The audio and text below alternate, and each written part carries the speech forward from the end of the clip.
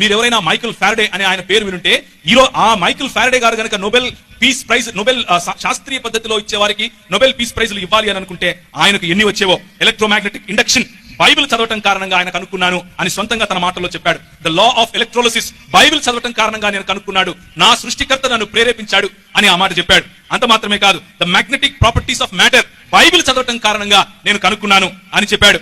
Benzene and the analysis of it's composition Bible చదివే సృష్టికర్త అయిన దేవుడు నేను పడుకొని ఉంటే ఒకసారి నాకు వచ్చినటువంటి ఆ ఆలోచన కారణంగా నేను దాన్ని కనుక్కున్నాను అని మైకిల్ ఫారడే తన మాటలతో చెప్తున్నాడు. ద ఫారడే ఎఫెక్ట్ అని ఈ రోజుకు కూడా మరి శాస్త్రజ్ఞులు ఉపయోగించే ఎఫెక్ట్ బైబిల్ చదివే ఈ శాస్త్రజ్ఞుడు కనుక్కున్నట్లుగా మనకు తెలుస్తా ఉంది. It was Faraday's faith that the obscure and apparently irrelevant curiosities of electricity and magnetism were indeed related. అంటే ఈ రోజు మనం వాడుతున్నటువంటి ఈ ఎలక్ట్రిసిటీ కానీ, మనం ఈ స్పీకర్లలో ఉన్నటువంటి మ్యాగ్నెటిక్ ఎఫెక్ట్ కానీ ఈ రోజు మనకు ఉంది అని అంటే, ఇలాంటి కూటములలో మనం బైబిల్ చదువుకోవడానికి, ఇలాంటి కూటముల ద్వారా ప్రజలకు దేవుని వాక్యం వినడానికి మైకిల్ ఫారడే గారు కనుగొన్నటువంటి ఇవి. ఇంకొక అబద్ధం కూడా వీళ్ళు చెప్తారు. ఏమనంటే, నికోలస్ కోపర్నికస్ అనేవారు ఒక ఆయన ఉన్నారు.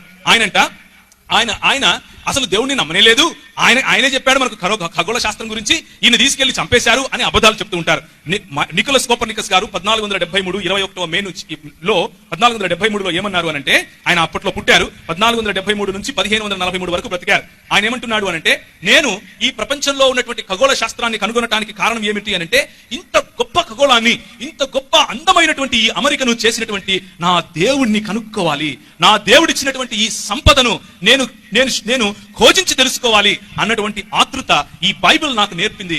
దాని కారణంగా సర్వమానవాళికి ఉపయోగపడే ఈ ఖగోళ శాస్త్రానికి సంబంధించినటువంటి విషయాలను కనుక్కుంటున్నాను అని చెప్పాడు. అలాగే జోహానెస్ కెప్లర్ గారు ఇదే మాట చెప్పారు. ఆయన 1609లో అప్పట్లో మానవవాదం అన్న నువ్వు లేనేలేవయా, ఈ రోజు టీవీలకు ఎక్కి మాట్లాడుతున్నావు, ఆ రోజు చెప్పాడు, to us on whom divine benevolence has bestowed the most diligent observers, మేము దాన్ని అబ్జర్వ్ చేయడం ద్వారా దేవుణ్ణి ఆరాధిస్తున్నాం అని ఆనోడే చెప్పాడు. అంత మాత్రమే కాదు, ఇంకొంచెం ముందుకెళ్తే ఫ్రాన్సిస్ బేకన్ అని ఈ రోజు హేతువాదులము అని చెప్పుకునేవారు, లేకపోతే ఈ రోజు సైంటిఫిక్ పద్ధతులను ఆచరిస్తాం అని చెప్పుకునే వారికి తండ్రి. ఈయనను ఫాదర్ ఆఫ్ ఎంపిరిసిజం అని పిలుస్తారు, అంటే శాస్త్రీయ పద్ధతికి తండ్రి. ఈయన ఏమంటున్నాడు అనంటే, మనము దానియేలు ప్రవచనాన్ని ఎప్పటికీ మర్చిపోకూడదు అని చెప్తున్నాడు.